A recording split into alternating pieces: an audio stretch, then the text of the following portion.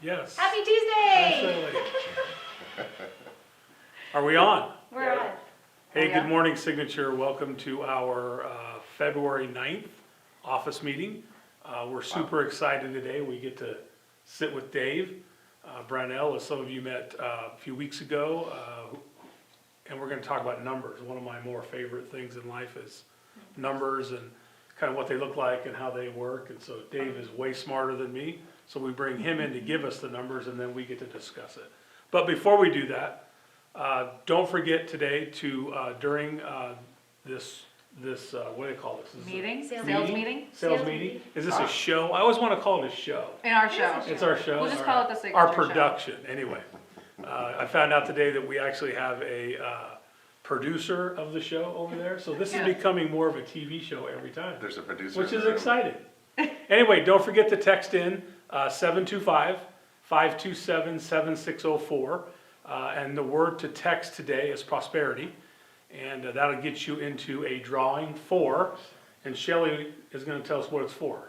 For a $50 gift card. All right, so we're gonna do one $50 gift card today, if you text in, and the word to text in is prosperity. But before we get started with our numbers and things, I wanna welcome Wanda back. Hi! This is her first trip back in quite a while, which is cool, Yeah. we're excited to have her. Fresh. I do sales meetings. Well, I'm she's online all the time. Yeah, so if I sit here going like this, Yeah. it's because this is what I'm used to during the sales meeting. When she goes like Constantly. this, she really wants to talk, and she doesn't realize she can talk now. That's one of the effects of house arrest. Right? Yeah, So I've heard that. I've read that. Should be exciting. Anyway, let's turn it over to Shelley for a few minutes. She's gonna Awesome. give us her mortgage information. Thank you, Todd. Happy Tuesday, everyone. So I wanted to share with you a way that we are helping our buyers actually purchase the home of their dreams, which may not be the home of their dreams today, but they can renovate their homes. And we're talking about our renovation loans, which are available, whether they're looking to purchase or refinance. They can take advantage of a 203K streamline, a 203K full renovation, and a home style renovation loan, which is our conventional financing. 3 tips on these renovation loans. The first one is it requires just the minimum down payment. So for FHA, it's 3.5% down, or conventional, it's 5% down. Number 2 is the escrow closes just like a traditional escrow. So when the escrow closes, you get paid, commission happens, and then the construction or renovation happens after the fact. And number 3, the appraised value is actually the after improved value. So they're going to add in $30,000, $50,000, whatever it is to make their home the home of their dreams. They can use that, and we'll take advantage of the appraised value. So if you have any questions on these, please feel free to reach out to one of your Prosperity Lending loan officers. And we already have questions. Don't forget to text as well, Prosperity, to our text line. Yes, back to you guys. What Vonda, questions? What's the maximum loan amount on that? So FHA will follow our traditional FHA financing, so $362,250, and then for conventional, it's the $548,250. 362.50 of the construction loan Total. inclusive? Correct. Okay. Total. Inclusive. For Inclusive. FHA, yes, but What are they? conventional will be the $548,250. so is there a maximum amount of dollars they can do for the construction side? Yes, so for FHA, the streamline is $35,000. The full renovation it's actually up to 100%. Well, you have to have the slab, so I guess it would be a little bit more than that. And then for the conventional, it's 75%. Yes. What can of they construction. not renovate? So you can rent it for FHA Streamline. It is more of a cosmetic, so you can't add a pool. Conventional, you can actually add a pool into that. So You you can add do cabinets. and you can flooring do- and carpet. Yeah, exactly. Carpet is also So flooring, countertops. yeah, what we're seeing Paint? today is a lot of clients are coming into the homes and like, this isn't my favorite home, but maybe because of our limited inventory, maybe it can be their home of their dreams by adding the new flooring, adding their cabinets, adding their granite, right? That's So good. last question, Yes. how long should our agents allow for a closing on a 203K? Is it still 30 days? Should we go to 45? Is it a little bit longer? I would say 45 only because you want to get the bids in. So it does require us to obtain bids, whether it's from Lowe's, it's an independent contractor, whatever it may be. And that takes time, right? If you've ever gone to a design center or you've thought to renovate, you want these cabinets, but then you go to another store and you want these cabinets. So just to prepare for that timeline, I would say about 45 days. Cool. Cool? I love it. Love it? I'm so excited. Yeah, I'm so renovating again. 203K loans were huge back in the foreclosure time Yeah. Yeah. when people were mad when they were being foreclosed on, they would destroy the inside of the house. And then we as agents got to take our clients in and put together a plan to put it back to its Yeah. glory days, right? So it was And cool. that was a unique market, just like we're in another unique Yeah. market. When you're in a unique market, it's the creativity that separates the players from those that get left behind. And so it's great that we get something like that to be able to add into our tool chest, because that's going to be a deal or two that wouldn't otherwise have happened in 2021. I agree. That's why we're texting Prosperity today to 725-527-7604, because they rock. And you could win $50. That's right, $50. Janet's not here, so I could probably text, because I'm not allowed to text my phone when Janet's here, but I could. She's not here. I think I won already. You did? You did. It's You already a- put it it's in a a couple fixed times. contest. So this Yeah. is the entire time of the sales meeting until whenever. I did have one more question though. Would this go for, could somebody who was oh my God, investor also get this? Or does it have to be So for- owner occupied? FHA, it is for owner Owner occupied, occupied, also for the conventional side of it as well. Must be owner occupied. Okay, Good thank you. question. Is there a time frame? So is there if you use a 203K, like, is it like DPA where you have to live there for 3 years before you have to give the money back? or- No, it's just traditional FHA, traditional conventional. So they want the repairs or renovations to be done within 6 months. But it closes like a traditional sale. You get Yeah. paid commissions, the renovation costs go into escrow, and then they're dispersed as the repairs are completed. So we do draw, So- everything is handled by the Do you lender. get So the commissions on the owner- full amount? The owner doesn't get the renovation money. No, That no. stays in escrow. Correct. And then whatever contractor was approved Sorry. pulls Yes. that money as they do the job. Right, so typically what'll happen is they'll say, this is done, we'll then go and verify it's done, and then we'll disperse. So Cool. they'll give the 50% draw up front. Some contractors want 50% first, and Sure. so we'll follow that same process, but everything is held by the escrow company, and the lender disperses. Cool. Yeah, it's great.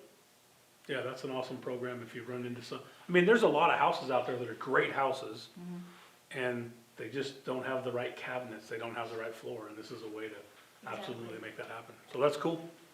All Awesome. right, thank you so much. Thank you. Thanks, Shelley. Don't forget to text in, Yes. 725-527-7604. Is it 04 or 04? Either, it doesn't matter. It's All a right. 04, Cool. but It's I a 0. say O for zero instead. Okay, got it. I Sorry. kept getting my alphabet. Listen, numbers mixed it's up. David's time. It is. We should turn the time over to David now. And you guys can't see it, but there's a ton of information sitting here. Do we have We're a gonna discuss. timer? Will you keep track of time for me? Because There you go. I'm going to try to cover a lot of Upper right material, a lot corner. more than I should. Okay? I'll go like All this. right, well, happy February. So what we're gonna do today is we're gonna spend some time talking about what happened in 2020. And I know we're already a month or two into the new year, but I think that this will give some perspective as we start to then, what we'll do at the end of our time today is shape out what do we do in 2021, what are the early signs in 2021, and how do we make this as a good a year or a better year than we had last year. So the first thing we'll do is look at the year-end numbers. We came and talked, it's been about a month ago, and we talked about what had happened in December, but we were still calculating or accumulating all of the annual numbers. And it's not a lot of surprises that we saw, but there's some information that I think that we need to get some perspective. So Beta, can we look at the one slide up there for everyone to see? Because this is what these are this tracks, we tracked what happened over the entire year. So normally we track month by month, and we look at month to month changes over a year. So we would look at, like right now, we'd be looking at what happened in January of 2020 to January of 21, and we'll talk about that in a second. But then at the end of the year, we take all 12 months of that data and we build out this annual chart, and it tells us some interesting things. And so if we look at that, I want to start in 2020 and look at, during the year, the town, Las Vegas, the greater Las Vegas area, and now we pull our data from the MLS, but we don't go out and include Overton and Laughlin and Moapa and Pahrump. Our data is the greater Las Vegas Valley, so our numbers will not match the same numbers that come out from the Las Vegas Association of Realtors. Ours are a little more refined because we think this is what's our market. During the year 2020, the city added 48,210 listings over the course of the year. So those were folks sellers who actually signed the paperwork in a date 2020, so from January 1st through December 31st, they decided to put their home on the market. And of those 48,210 sellers, you see that 44,542 of those units actually went under contract during the year, and only 38,861 of them closed. Okay, so we look at that year, and what's important about that is I want to look back at the 2019 total listings added. You'll see that in 2019, we had 5,000 more units, 5,000 more sellers made a decision to sign that listing agreement and put their home on the market. And so if we have 5,000, we had 5,000 fewer listings come in 2020. So you could say, well, that was COVID. And we did some research, and yeah, certainly COVID had a factor in that. But what happened when the town opened on May 15th is 60% of all the listings that were taken in 2020 were taken after May 15th, or after the end of May. So it was the last 5 months of the year that had 60% of the activity in the market. So yes, COVID had an impact, but the town rallied back. I'll say that the listing issue, the fact that we took 5,000 fewer listings, is as much a demand or supply problem, fewer sellers putting their homes on the market and demand being higher this year, as it is a COVID problem. The interesting thing that comes out of the 2020 numbers, though, 5,000 fewer listings, but look at how many properties we sold in 2020. Even though we were down 5,000 units of available choices, we sold less than 1% fewer in 2020 than we did in 2019. And so that just tells you, that puts that entire year of demand. Now COVID included, we nearly eclipsed the 2019 numbers with 5,000 fewer units to work with. Well, it's also interesting, if you look at the under escrows, it's only off by one. One unit, isn't that interesting? Which is interesting.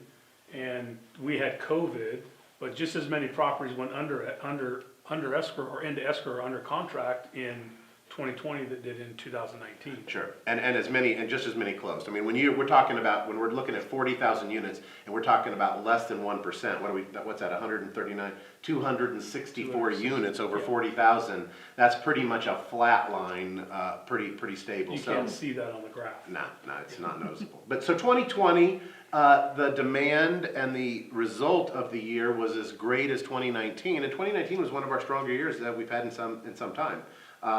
You look back to how strong it was, 2018, we had 39,000 closings. And then what happened in 2017? Why is that number such a variance there? Well, the supply climbed in 2017 more, and we had more choices. We have no data from those years. We just started calculating the new product added each month in the year 2018, when we moved away from some of the REO and short sale data reporting, because that became to us irrelevant. Those were irrelevant numbers in the market. There's less than 1%.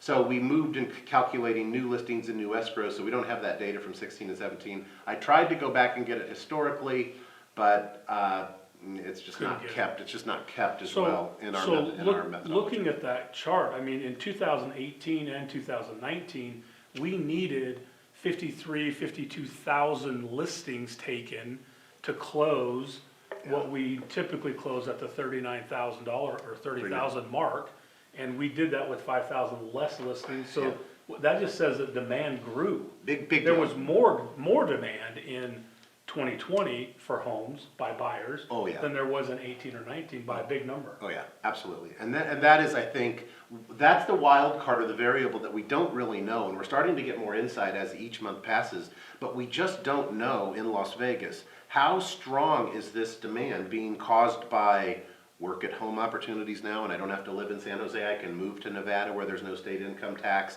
where the cost of living is less, where my house is a third of the cost for the same product, and so I'm coming to Las Vegas. And we know that happened, particularly in the mid to higher income levels of the economic strata of our society. Folks that made incomes that were $150,000 and greater, almost 50% of all those that said that they would migrate did in 2020. Yeah. And so there was a lot of movement. If you weren't working at having to drive to the office, you were looking to move out of your area. And that happened a lot. And it's going to continue in 2021.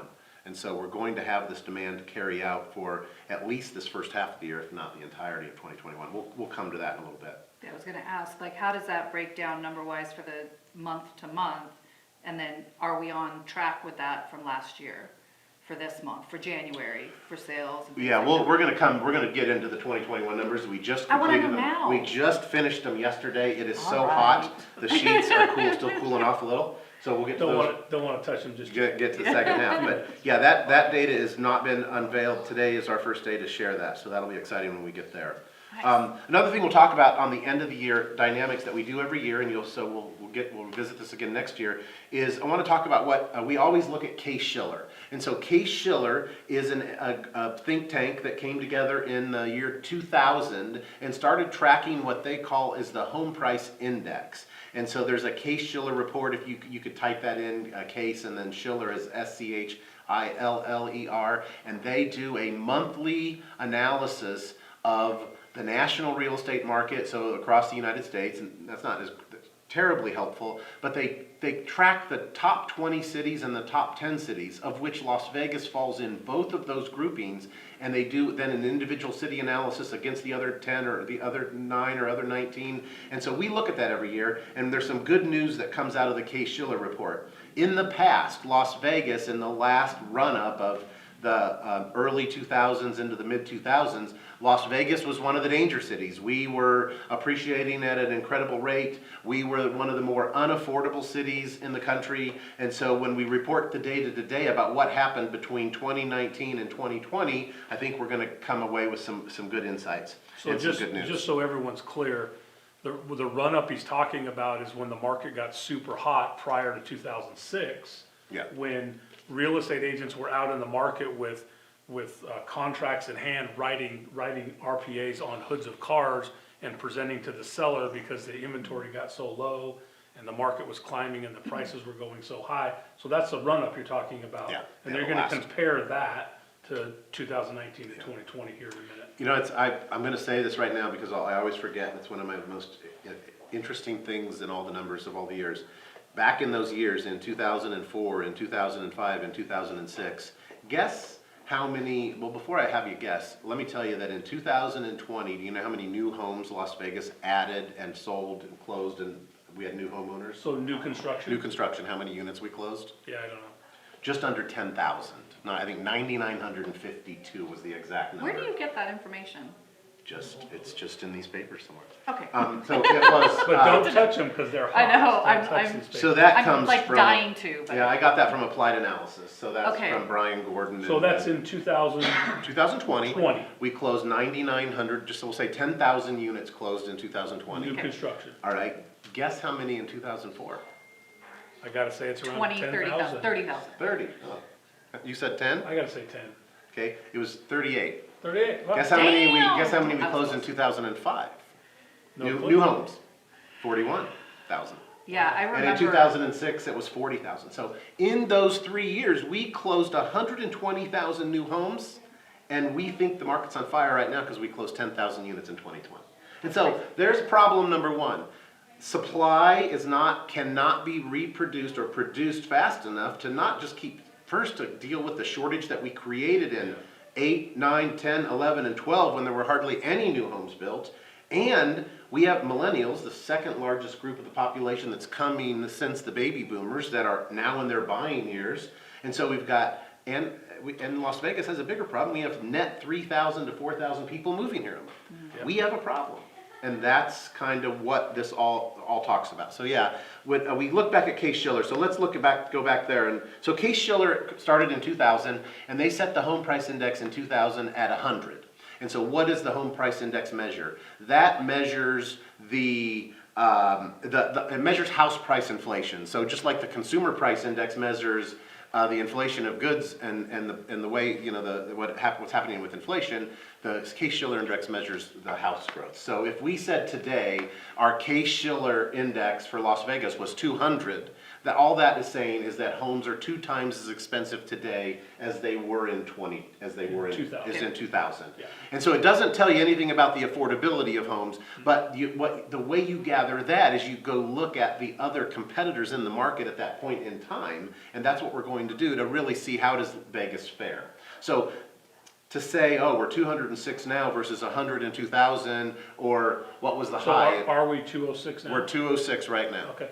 The Las Vegas Case-Shiller index is 206.8, and that is as So of, housing has doubled in cost since 2000. since the 2000, Yeah. in And- 20 years. Yeah, and the lowest it got was back in 2012. In February of 2012, the Case-Shiller index for Las Vegas was its lowest. It was 89.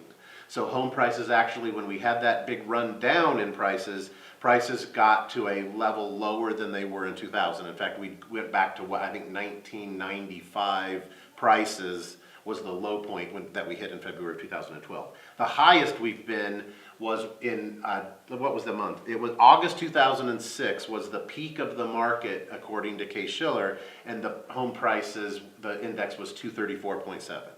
And so we're 28 basis points or inflation points below where we were at the last peak. And at the last peak, we all looked at each other with cross-eyed saying, how can prices be this high? But yet we're And 28 we basis said what's points gonna more happen, affordable. right? What's gonna happen because prices are so high, Yeah. and so I'll let you all figure that one out, what happened. Well, I was gonna say, 6 to 12 was rough. that increase happened really fast though, right? Whereas this increase, I feel like took a little bit more time. Like it feels like it Well, happened gradually. Naturally, people are gonna be more cautious after the big rundown from 6 to 12. They're gonna be more cautious to get back in the market, and now it's starting to, it's got that hockey stick effect, right? It's starting to do, so I heard a number yesterday, and I didn't check it, I don't know, But but you're gonna tell it. I'm just gonna say, I heard this from a reasonable source. that- Google, it's true. No, it's not Google, that housing increased by 18% in 2020. 13.4 in Las Vegas. All right, so 13.4, that's more than double what you would kind of expect it to do, which should be somewhere around 6, right? Yeah, or less. I mean, I would think 6 is even a little bold. Well, six is, I've been in the business since 2015, and 6 has always been a number that has kind of been a gauge for me.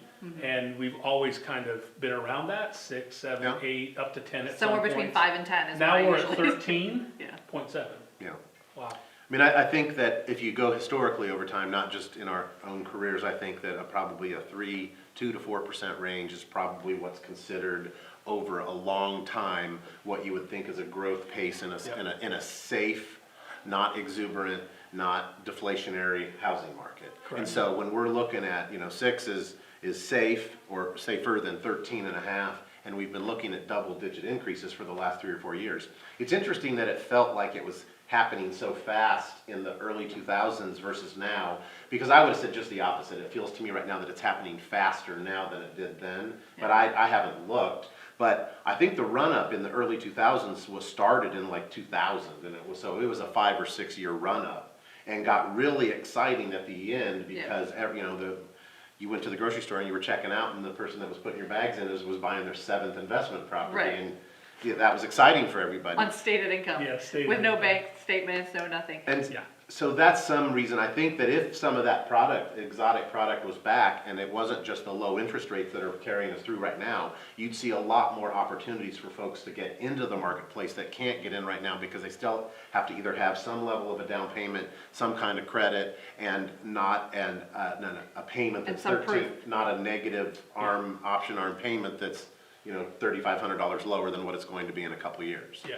And Yeah, so- they would have to come in with skin in the game, which in 5, 6, 7, or excuse me, in 3, 4, 5, 6, there was no skin in the game, In right? fact, you've got skin to get in the game. And If you how about could- 100? Yeah. We'll loan you 120% of what your home's worth, That's no right. questions asked, and we don't care if you have a job. Sign right here. Right. It's And no that problem. happened every day. Money is And in the so air. so it's definitely, we didn't say let's talk about that, but the world today and the environment and the factors or the variables that are in play are definitely different than those that were in play in the over exuberant years of the early to mid 2000s. Yep. No doubt. So let's, just before, to get off Case-Shiller, before we do, so again, Las Vegas's low point was February of 2012 at 89 was the index. High point was 234.7 in August of 2006. It's 206 right now, so it's somewhere between there. But what's going on in the rest of the world? Well, the national current index is higher than Las Vegas's. What is it? The national index right now is lost. Hello. Hey, Well, but I see all oh. of these, and I'm pointing at your papers, don't Yeah, get mad, but you're I okay. see all of these cities We're gonna and talk they're, about that. oh my God, I'm a little excited about that because that's where people are coming from. Right, the 20 city index, so that takes the top 20 cities in the country. So, you know, Boston The and top New in York what? and There it Philadelphia, is. population. So Yeah. the highest And so- populated Yeah, cities. the 20 city index is at 235.8 right now. So it's higher than where Las Vegas's peak was in 2006. And when Las Vegas was at its peak back in that day, the national index was under 200. And so the national home prices across the country are worse off than just or in those 20 cities than compared to Las Vegas. The 10 city index, so now it gets rid of the cities that we don't care about, like Cleveland and I didn't mean that to be negative about Cleveland, but why does Cleveland always come out first? I meant to say Chicago, but Cleveland, the 10 cities, so it strips back, but Las Vegas is in the 10 city, and the 10 city index is 248.6. And so that's aggressive. Cities in the West, Los Angeles' home price index tops all Western cities at 312.5. Damn. San Diego, 292.9. San Francisco, 286.4. Seattle, 283.4. San Francisco and Seattle are two of the markets where out-migration's happening. And I'll say in some way, reason is because the home prices are so unaffordable and sellers are capitalizing on the market that they're leaving to come to a more affordable market like Las Vegas, because at 206, they're making a lot of money. And Yeah, so cashing in. let's help them understand that these people that are leaving these high index cities, they couldn't leave before because they had to drive to the office every day. Right, Now, Or because walk. many of them are working from home, Yeah. they can move it to a less, somewhere that's more affordable, less expensive home for a much nicer home, right? well, And still make the same money they make. the other thing is those cities actually they don't have as much yards or, home per se. Like I have friends that are in San Francisco, that are in LA, that are looking to move here because they want a better life for their kids, right? They want to be able to like spread out, especially now that they don't have to, like you said,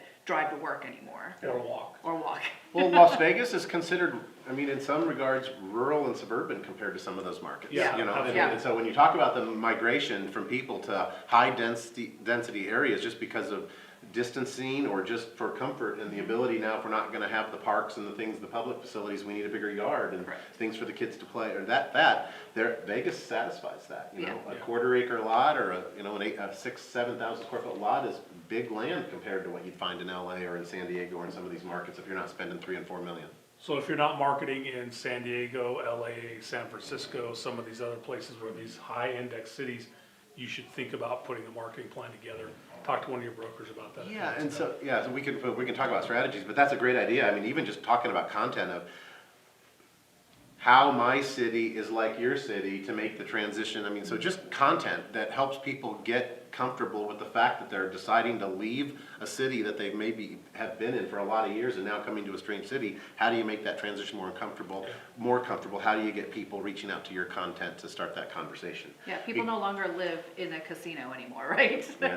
Well, we've grown past that, We absolutely. have. How does it living in the Tropicana? Right. I but- always got the flamingo. I'll tell you though, in the same way we've moved past that, we've moved past my relocation package to help you move to Las Vegas. That isn't going to get people Not to effective. reach their phone or to, Right, yeah. to Google you or to email you for information. Correct. And so, yeah, even Phoenix at 222.8 and Denver at 238.8. Those are the, two of the markets that are usually closer to Las Vegas, but they're 16, 17, and 30 basis points higher than Las Vegas. So Las Vegas is pretty well situated from a case Schiller standpoint as still affordable given what's going on in the Western United States.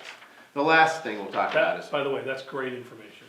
yeah, and you mean, can that- go. I didn't know that, and I've always considered Denver and Phoenix my direct competition. Like when I talk to buyers who are moving from other cities, they're looking at Las Vegas, they're looking at Phoenix, and maybe Denver.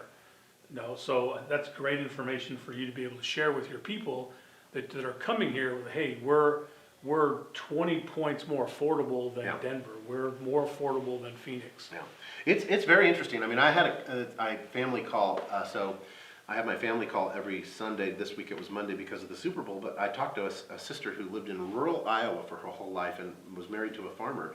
And a few years ago, they moved to Austin, Texas, and they moved into the suburbs. And it was before this, Austin's the fastest growing city in the country right now. There are more people moving to Austin, Yeah, number and one then tech maybe growth. Nashville, but not Austin is the hotbed of the U.S. And so my sister was talking about, they bought this house and they spent a fair amount of money, and the neighbor just sold their house, and their neighbor put their house on the market last week for $490,000, which my sister was like googly-eyed about how great that was going to be. And there was so much activity of people that wanted to see it that they peeled back and said, wait a minute, something's not right. And then they talked around and they realized that they might not have found the right professional. And so then they took their house off the market and they brought it back to the market for $610,000. Goodness gracious. And they sold it on the first day. And so my sister was all excited, and so she's talking about, if we're in Marble Falls, an hour outside of Austin, we can get this, and we can cash in all that. And so I even think people that are in the markets that are the hottest, where the same thing that's happening in Denver and Portland is happening in Austin, Texas, for those who got there 3 and 4 and 6 and 8 years ago, because they're cashing out and finding the next hotbed or the next comfortable living space where they can kind of Well, live that forever. happens in Vegas as well. I mean, if you bought a home 5, 6 years ago in Vegas, your appreciation has been a lot. Yeah. Like on my team right now, we're going through the exercise of looking at every home that we sold, every buyer that we sold a home to in my entire career. We're confirming they still own the home, and we're looking to see what it's worth, and we're reaching out to say, hey, I don't know if you know, but your home is worth this much, because A, we need inventory, right? So Right. we're looking for listings, and I'm amazed every day when Danielle walks out my office and goes, look at this, and I'm like, wow, they're gonna be super happy about that. That's a family that really needs to know the answer to that. So Yeah. that may be something you might wanna look at right now too. Yeah, I and didn't love my house, man. one of the things as Well, you just realtors, remodeled your Yeah. house. I know, so and built a you- pool and all hard that, to but if get I out. didn't And- love my house. and you just spent the last 10 months I without know, leaving I know. it. Your house finally kicked you out. I did, I But know. if you need someone to sell it, I know a guy. Just let me know. Stop it. Well, the thing that I think the same thing that that's a problem in Las Vegas right now is that okay, so we can sell our house and we can cash in, but what's the alternative? Where you Ely hasn't inspired me yet, or Pahrump. Moapa or Pahrump, and so. But I'll tell you, if you look in on those markets are growing like gangbusters. Yeah. This is the same thing that was happening in 2006 before the stop. Why did William Lyons, now they're called what? Taylor Morrison Homes. Why did they go out and buy the Mountain Falls golf course and build those homes after American West kind of settled down? Because they thought that was where the future was heading. I mean, there were a lot of assemblages of 100 lots here, 200 lots there in Pahrump. Because that was going to become master plan central, and then the market hit the wall. Well, It's but what we happening also again. know now in Pahrump is there was a ton of inventory in Pahrump. There was a ton of land for sale in Pahrump. There's nothing left. Yeah. Like if you go do the search for Pahrump right now to find a piece of land, it's slim pickings for sure. There Yeah. used to be 100 things there for sale. Last week, we were in Phoenix and we were visiting with a realtor in Phoenix who works really hard in what they call the wholesale business. So that's where you go out and you offer to buy there's the Cash. buy a house cash, and then with investors, and then that is for folks that need cash. It's a great opportunity for them, and they've always done that in vertical real estate. But recently, they pulled a list and they started calling landowners, and they were buying land for $10,000 and $15,000 and $25,000. And land was wholesaling. Raw land, an acre here, 2 acres there, they were selling for $70,000 and $80,000. And so I think that what you're seeing is just that. There's a grab for land because people think that, hey, I need that 2 acres because I'm gonna need my final landing spot. In fact, my sister's going outside of Austin because she taught 3 acres. And I said, well, what do you need that much land for? Well, we can't go You anywhere gotta buy a anymore. tractor. Yeah. We can't have a tractor without 3 acres. So yeah, but I think that's a real statement of the kind of the condition or what's going on in the world or in the United, particularly in the United States today, and the movement and the migration patterns of people. And so, before we get into the January 21 numbers, what's happened, we'll just spend some time on that. What in 2021 can cause this shortage situation to change? I talked last month when we visited, and I talked about the last 2 times we had dramatic housing shortages. One was, I'm gonna pull this, one was February of 2012 when the inventory got down to about 4,000 units. And the other was April of 2018 when the inventory got down to about 4,400 units. And in both December of 2012 and December of 2018, in both of those years, the inventory during the course of that year had doubled. Both, one caused by interest rates, one helped by the media saying that Las Vegas had become unaffordable during the midpoint of the year, and that's put kind of the brakes on buying, and that slowed the public down. But at both ends of those years, the inventory doubled to 8,500 units. And so, you know, we were at 4,385 units on the market, houses and condos and townhouses inside of that Las Vegas Valley as we ended December. And it's not good. We're down another 20+% since just last month, and we'll talk about that in a second, but we're gonna be down under 3,000 units here pretty soon. You know, less than a half a month of inventory when we get into high season. So it's going to be interesting, and how that's gonna play out, we'll see. Back to Austin. It's gonna be a struggle. Yeah. How is the new home market changing at all? Is it at all? Permits are up dramatically. I mean, so builders are pulling permits to grab, but you can't, but there's still a lag, you know.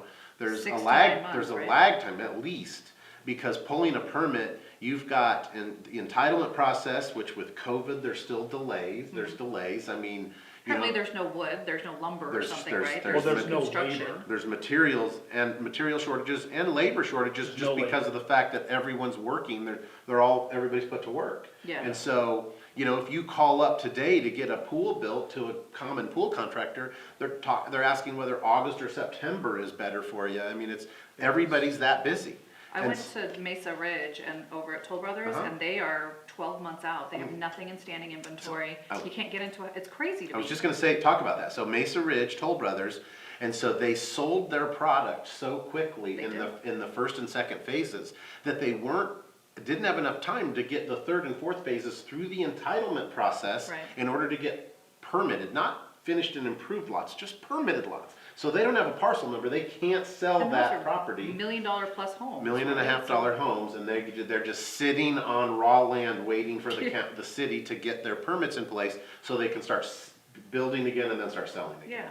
And so I don't think new homes can save us. I mean, if we have a banner year in 2021, 15,000 would be out of control for a number, but I don't know that if we can produce that much product that fast. I would say Well, we're gonna struggle to get 10 I think again. they could sell enough, Oh, yeah. they just can't build it. Well, Right? They just can't get it, they can't get the sticks in the air fast enough. Sure. I mean, in 2020, we could have sold 43,000 units too if we would have had the product to sell. Absolutely. And so the resale market has no signs of opening up. Why is the resale market in such bad straits? Because institutions came in and turned a lot of traditional residential real estate that owners lived in and turned it into big apartment complexes.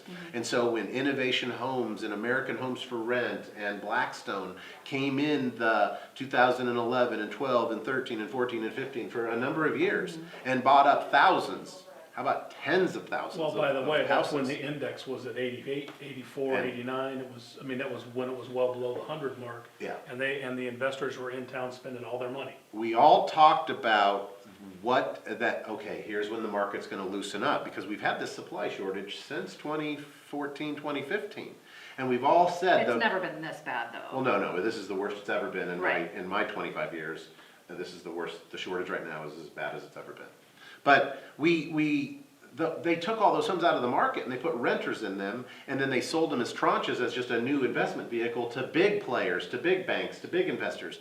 And we always thought, hey, when the market slows down, those tranches will get broken up and they'll be brought back to the market. But you know what? They've become so institutionalized that I don't think that breakup will happen again. And they're I making think money. it'll be sold as an investment vehicle. It'll be a discounted investment vehicle, but it'll be a lot of work to unpackage those products and get them back to a saleable house, because when you have 7 investors and you own 20% of this third of the tranche and you own 9% of this eighth, you can't just, that one house has a 3% owner, an 11%, and they're all in different groups, you can't break that up very easily. So Yeah, you can't get this you can't get 7 people to decide the same thing at the same time, So building can't solve our problem. I So think I don't, it's, I don't wanna do the gloom and doom type of conversation either, right? Cause we do have agents, we have more agents coming at the association now, they're becoming realtors and more agents that are getting licensed, and we've got a shortage of inventory, right? There's gotta be something, I mean, is there enough for everyone? well, so there's some. Talk about how to get a little Yeah. bit innovative, right? Cause you're gonna have to in this market. Well, I will tell you this, if your business plan is non-existent, you may not survive this. I'm not doom and gloom either, Yeah. I'm about get your business plan together, let's get a plan so that you know what you're doing on a day-to-day basis, so that you can progress through this. But I will tell you that if you're idle, if you're sitting around wondering what's gonna happen, Waiting for the phone to ring, it yeah, ain't gonna happen. it's gonna be a struggle, and yeah, I don't know that enough people can survive that. It's survivable. Yeah, I made it through, I mean, I got into business in 2006, and I don't know if you know, but within a year of that, the market literally crashed. yeah, I was in 2003. And I survived that because I wasn't just sitting around waiting to see what was gonna happen. I got involved, I figured out a way to make money. And I think we're getting back to that situation. I think you're gonna have to make a decision on what direction your business plan is gonna go for 2021 and 2022. Right, I think that's right. I mean, and so that's curious because tomorrow at 10 o'clock, we have a class, maybe right here, maybe out there, but we have a class on validating your 2021 business plan. And so the year started and we build that plan, and then for many of us, it just goes on the shelf and we look at it at the end of the year and how'd I do? Yeah. And so I'm agreed to walk through a process by which we kind of keep track and keep score along the way. And so we know how we're doing at all times so that we don't miss our goals because we know if we're on pace or off pace at the end of January. And Yeah, so if you haven't RSVP'd for that class, RSVP with Kim here at the Southwest office so that you can get into that class. I'm sure there's limited numbers based on COVID.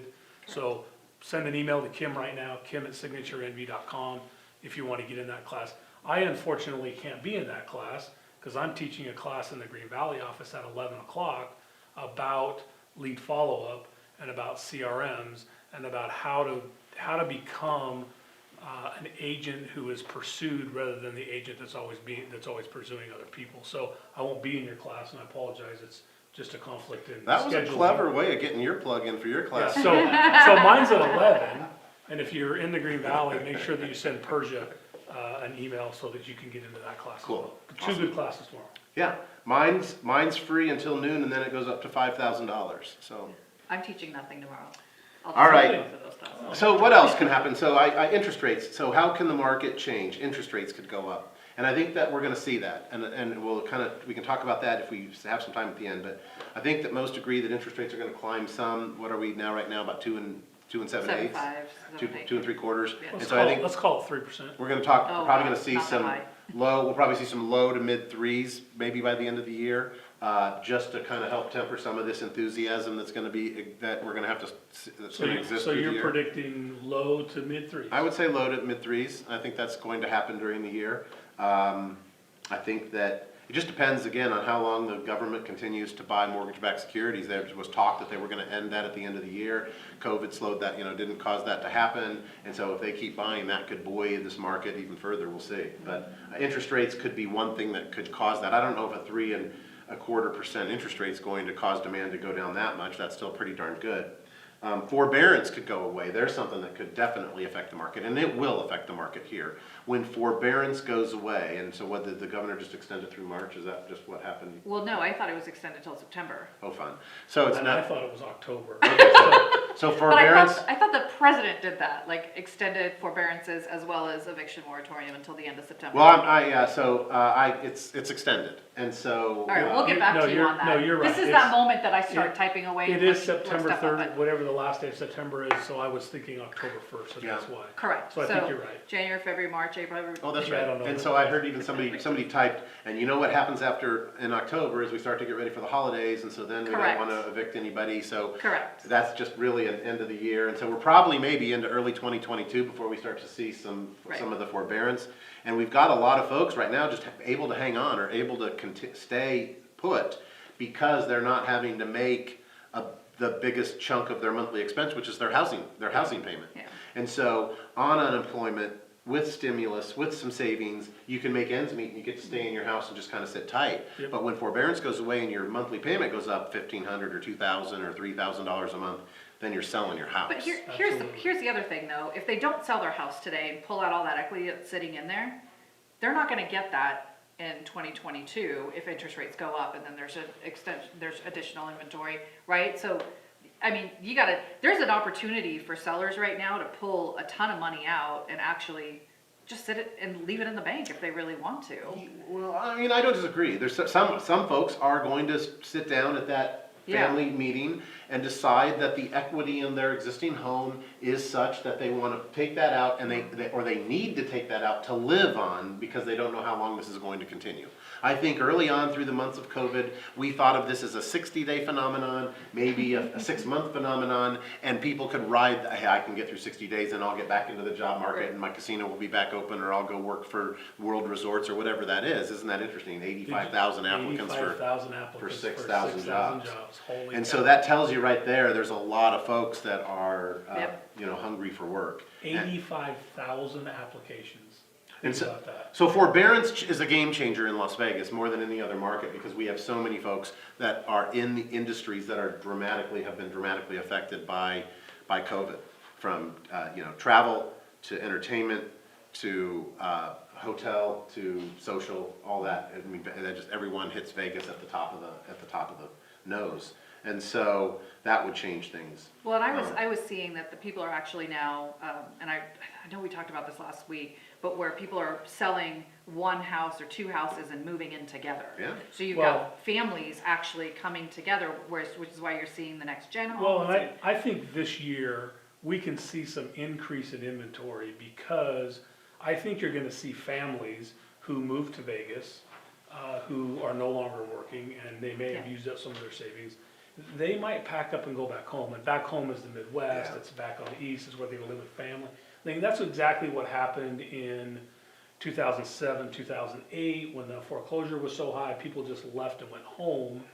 And we're starting to get those people to come back again. But Yeah. we could gain some inventory from consolidation of families, either here or even in other parts of the country, right? And we will. I think we'll see some of that. That index that you reported on, you gave us the top like 10, right? What about the bottom 10? Well, They so don't- Schiller They only do Schiller does a national house index. Yeah. So that's the country. They do a 20 city and a 10 city. So they break that down Got to be, it. they don't go to Gary, Indiana, and they pick Be the, interesting to see Or what's even happening in that. North Carolina. Hey, I wonder if Cleveland would make the bottom 22. Maybe now. I think your January numbers paper is cooled down, we probably should talk about. January, so January, yeah, so Oh, yeah. we just finished the numbers. A couple things I wanna, before I hit the January numbers, that just some articles I've read. This article came out in Digital Journal, which tracked #1 searched housing market sites, or the #1 city that searched on housing market sites for 2021 so far has been Las Vegas real estate. By a long shot, it's the #1 searched keyword regarding real estate. Las Vegas is one of the top 12 hottest housing markets in 2020. There's a whole nother group of, in 2021, there's a whole nother group of folks that they expect to take advantage of the out-migration from their workplace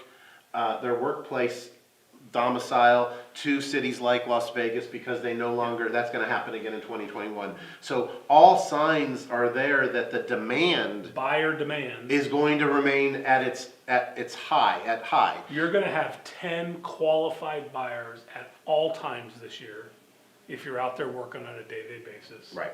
They're just looking for a house to buy, or to win the bidding. It's a different game right now. I mean, you just can't find a qualified buyer. You have to find a qualified buyer who's motivated and willing to win. And has Right. Because And when has there's, some cash sitting well, around, they're yeah. willing- when there's 14 offers, Yeah. usually only one wins. Yeah. And it happens to be the person who's motivated to to pay more money or to augment with the cash that isn't an appraised. That's the way the winner is. So when you're out searching for buyers, it's not just finding a qualified buyer today, it's finding a winner. Yeah, you're gonna have the qualifieds, that's gonna be easy. That wasn't easy 2 years ago, Yeah. a year ago, But it's gonna be easy this year to get the qualified buyers, but yeah, you're gonna have to have the conversation, and you better start practicing the conversation of paying above list, about paying more than the appraised value. Yeah. And where do you have that money, and is it available, and how much are you willing to go? And you better practice the verbiage that you're gonna use when you write those contracts to protect your buyer, get with your broker on that. But yeah, it's a little bit different game. It's gonna change 2021 because of the low inventory and because of the huge demand to buy here. And no escalation clauses, you guys, please don't do. Yeah, don't do that. It's funny why's that? Not in Nevada, you're not allowed to. Was that new? No, that's been around for a while. 25 years they've had that rule. It's been around for a while. Better delete those. All right. Just read past that. All right, so here's what happened in January. We just finished the numbers yesterday, and we ended January with only 3,450 units on the market. And so December was Repeat 4,385. that again? We ended January with only 3,450 units of available inventory. And so that's 2,500 houses and 900 condos, and, or condos and townhouses, and that's it. That's the whole valley. So So we have a net coming in of 3,400, you said, 3,200? how many do we sell them up? Well, last month we sold 3,150, so we have 1.1 months of So inventory. literally in 1.1 months, We if replace- y'all don't go take some listings, we're all out of business. Yeah. Yeah, Not just us three, but all you too. So So- we gotta get some listings. Yeah, so how about that? And so let's talk about that. Let's just talk about that 3,400 units for a second. So we talked about so those are the houses that are listed. But what percentage of those houses are, I say, they're really off the market? So that's the house where, it's the old make me move mindset. Yeah, I know that it's only worth 400, but I'm putting 600 on it because maybe some fool will come and pay me that. Yeah. And so there's plenty of inventory out there. I know that high price is hot right now because you can get it, because you put a price in there's a buyer that's willing to pay it. But there's plenty of product in our market that's just so out of touch that it's just not really on the market.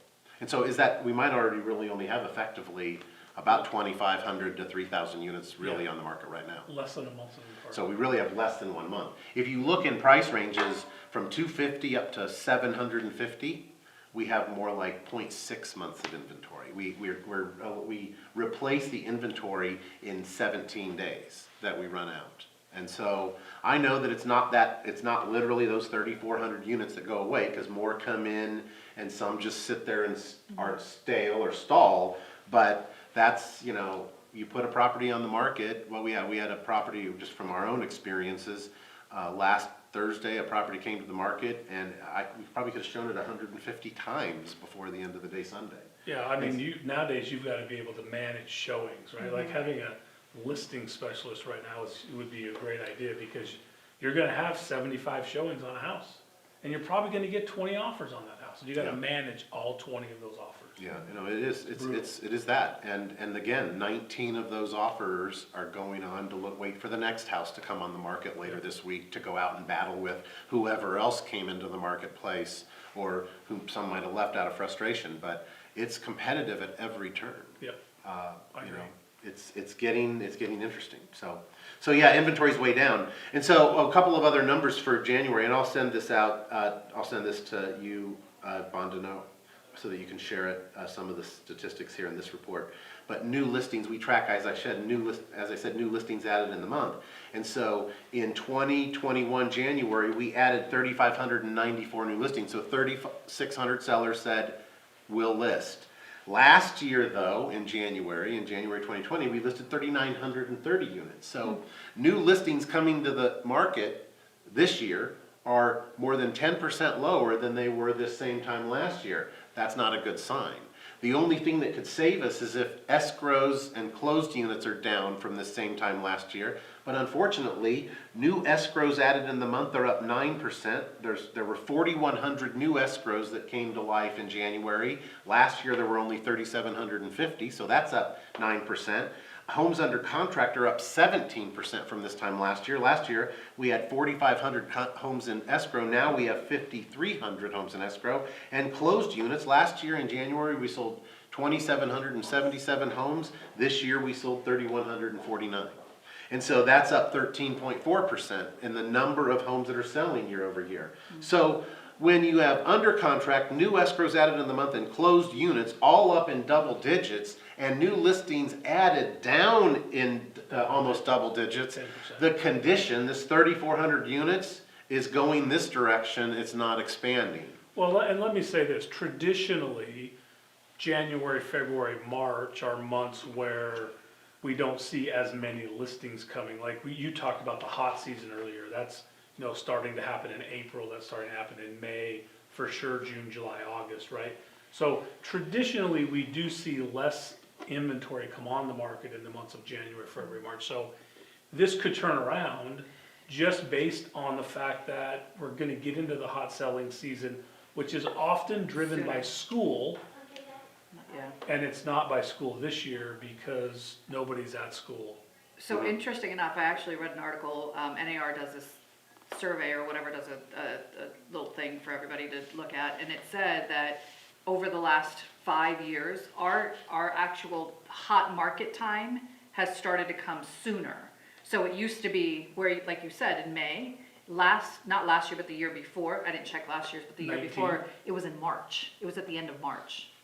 Well, people Well- are eager to get in, people are eager Yeah. to move, people are eager to get that stuff done. Well, and prices haven't quite started, going up, because the summer months is when you'll see increases usually, Yeah. whereas now it's started to happen sooner.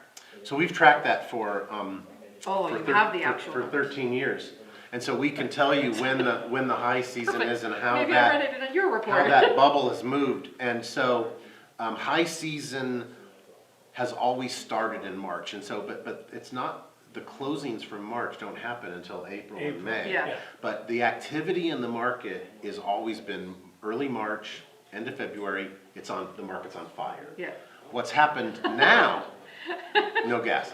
What's happened now No fuel. is that's even moved up. That's a turn of the year phenomenon. The activity in the market for the last 3 or 4 years has accelerated by 30 to 45 days.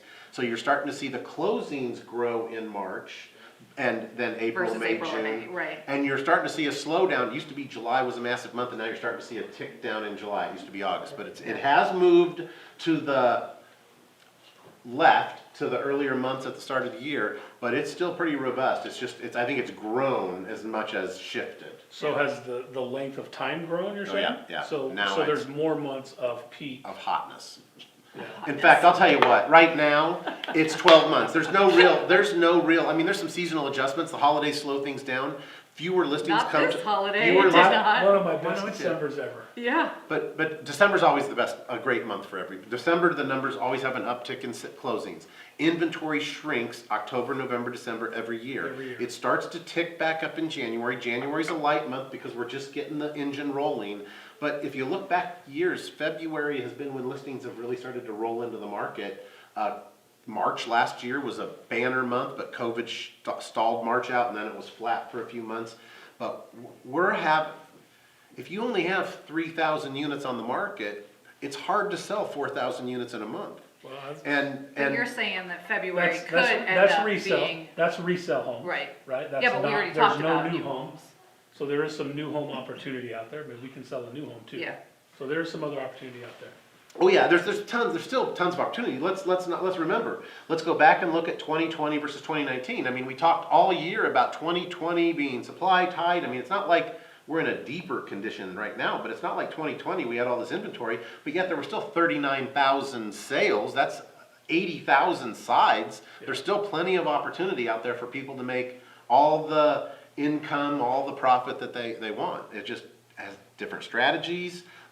Maybe Well, some longer hours. I think what's important is they need a strategy. Yeah. That's what, I mean, if you don't I mean, there's been times in real estate in Vegas where you didn't need a strategy, right? You just needed to have a real estate license, you needed to wear your name tag, and all was well. Right. Yeah. That's changed, Right. right? Well, Sadly, this will be the last comment, because we're running out of time. Go no, ahead. I Yes. got, oh, my comment? Yeah, Yeah, yours okay. is the last Okay, comment. got it. Okay, we're all I'm good. as shutting long as him you're down. left. As long as she's left. Otherwise, I'm just we're gonna all be good. sitting here like this. Oh, is it my turn? Yeah, go, Okay. go. So I was gonna say, one of the things that I've got my team focused on now is that we are looking at properties, for instance, if there's a home that somebody really wants, we're starting to look at the for sale by owners, because here's the other thing, sellers, because the market is hot, think that they can sell their home on their own, right? So there's an opportunity to start looking at the for sale by owners to see what other homes are not on the market that could be sold, right? And pull those. Yeah, so you've set up as a little strategy for your team to Well, go now find for the some whole, inventory. for the whole right? company, technically. So we have an you- agent I know, Cause they're all watching. Xiaoxin Carrie Lu is her name. She's Yeah. an agent in the Southwest office here. And she's killing it with for sale by owners right now. She Yeah. probably doesn't want you telling everybody that. Sorry. Because she is just cleaning up the for sale by owner market right now, Yeah. taking listing after listing after listing. I'm not Very even good talking about the strategy. listings, like if you're looking for a home for your buyers, you can actually start going to for sale by owners to find those buyers' homes. Yes, I hear you, and I want everyone to understand that's an opportunity to take a listing also. Correct, I'm not correct. saying it has to be, you know, we can talk about that, but if you're going to a for sale by owner to buy it for your buyer, it's an opportunity to take that listing Yes, and Todd. represent both sides. All right, so hey, we're out of time. Dave, thank you. Literally, we could spend, what, 4 hours doing this? Or so. Anytime that we sit down and talk about numbers, we could do that. I hope everybody got something valuable out of this. Don't forget about Dave's class, 10 o'clock tomorrow. My class at 11, his will be about your business plan, mine will be about your CRM. And, Wait, wait, yeah, Ellie Morris, congratulations, you won the $50 gift card. I don't know to what, but Prosperity Lending. I think that was fixed, wasn't it? It was not. All right. It's good. Ellie I Morris. thought it was How is that Dave. fixed? I thought it was Dave. No, Chris won a $5,000 gift card apparently. Oh, he somewhere, did? According to Chris. But Ellie Morris did win. So congratulations, Ellie Morris. Join us here next week for our sales meeting. I don't know what the topic is. I think it's a broker potpourri. Could Nope, be. agent panel. Agent panel. Next Agent week is an agent panel. panel. Yeah, it's gonna Yeah. be, that's gonna be a very interesting one too. You gotta be here. What's the topic? It's gonna be An agent panel. agent panels, newer agents in the market that are killing it Yeah. and how they're doing it. Yeah. I think it's gonna be, that'd Yeah. be a great panel. Dave, thanks So- for your time. All right, thank you. Thanks so Appreciate it. much. It was awesome having you. See you guys.